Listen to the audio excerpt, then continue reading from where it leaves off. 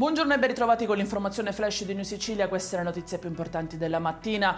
In apertura una vasta operazione antidroga operata oggi in tutto il tessuto cittadino di Palermo, effettuati numerosi sequestri per oltre 25 kg di stupefacente. La droga immessa nelle piazze di spaccio avrebbe fruttato oltre 250.000 euro. Ci sono anche 6 persone arrestate. 2 gli arresti operati invece a Catania per tentata estorsione aggravata, in manette un 38enne e un 33enne che hanno minacciato di morte e picchiato a sangue un uomo per un debito di droga. L'episodio è stato ripreso da alcune telecamere del villaggio Sant'Agata. Non ce l'ha fatta la donna di 69 anni investita ieri dal conducente di un'auto in via del Mare a Carlentini nel Siracusano. Sull'incidente la procura di Siracusa ha aperto un'inchiesta per omicidio stradale.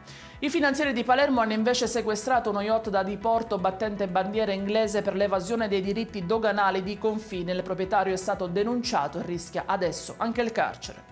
È in chiusura la condanna a 9 anni e 8 mesi di reclusione per Sergio Nuccio Floresta. Il 53enne di Adrano è imputato nel processo relativo al ferimento di Vincenzo Sangrigoli, il 51enne editore e DJ di Radio Flash. Il fatto di sangue è avvenuto ad Adrano, nel Catanese, il 13 luglio del 2021.